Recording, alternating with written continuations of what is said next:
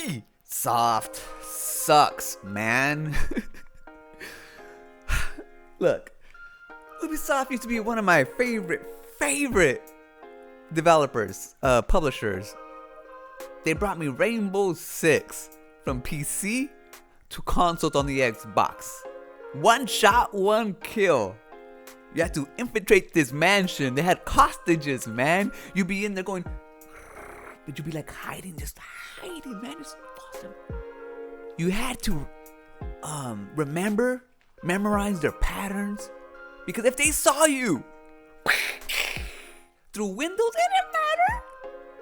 Oh man, those games were intense.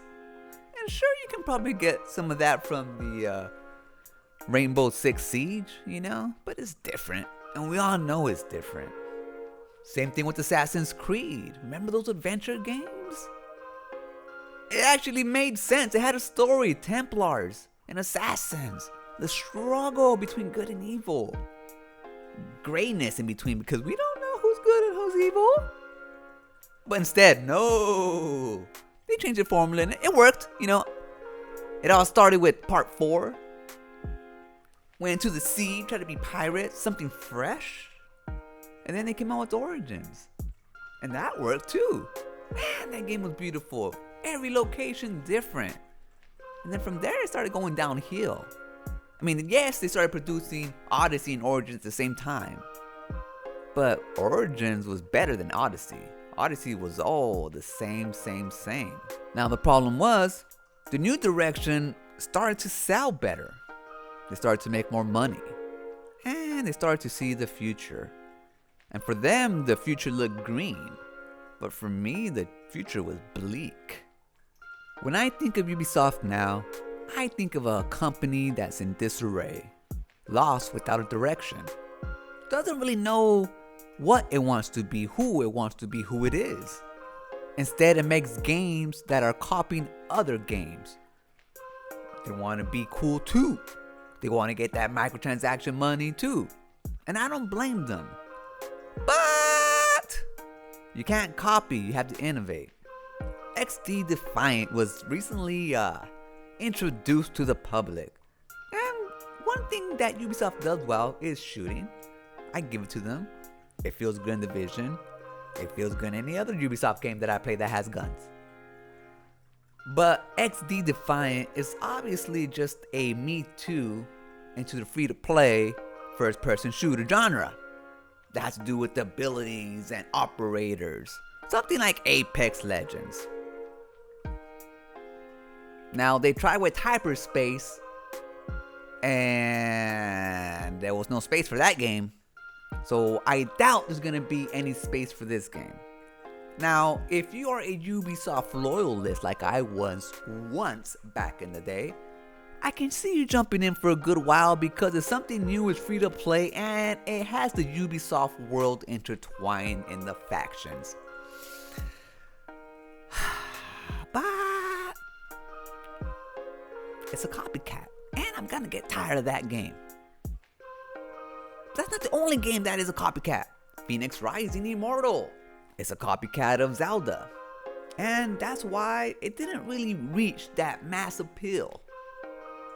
But I'm hoping that the little engine that could will have a second game.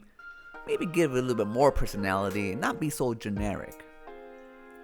And when it comes to generic games, Riders Republic. Now the game itself seems like it'll be something fun. Big old multiplayer game, you get to choose whatever type of vehicle you want to traverse in. Yeah, it's cool, I get it.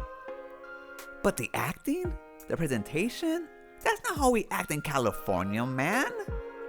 Like that, hey cool, gnarly dude, like we're gonna go skate these rails. Like that's like maybe what, 0.5%, man? Come on, California's diverse. So, what I'm trying to say is it has no soul. It's generic. And maybe that's why it's being delayed. Because it needs more time to give it personality. Another game that's being delayed is Rainbow Six Extraction, which should have been DLC for Rainbow Six Siege. All it was is a zombie mode.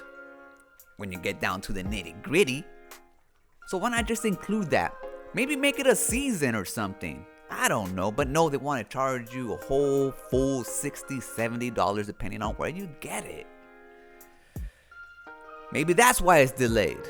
So with all these delays and the way that all the games pretty much feel the same, just different window dressing, you want to be a hacker? You play Watch Dogs. You want to be an assassin? You play Assassin's Creed. You want to be a mercenary? Play Ghost Recon or The Division. It doesn't matter because they're all the same. The worlds are built the same, just a different skin. I lost my train of thought because my brain is going loco from all this Ubisoft nonsense swirling in my mind. Where is Splinter Cell? A game that every one of your fans want. Make Splinter Cell a free-to-play game, open world where you have a bunch of different assassins and freaking mercenaries trying to come at each other, being all stealthy. Remember when that game was stealth versus stealth? It was like 2 players versus 2 players? You had to be sneaky? Come on, build on that. Give us something in the world that we want. But no. But when they do release something, we all know it's gonna be something cheesy.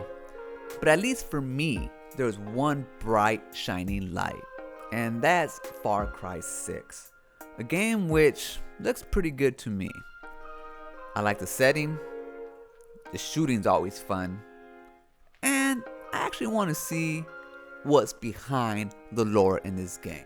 Yes, it's gonna suffer from the same formula the other ones do. But the way that I play is, I don't really just follow the story. I don't go unlock things. I just roam around and eventually I pass the game. And that's what I'm gonna do. I'm gonna enjoy the world they built because sometimes they do build beautiful worlds.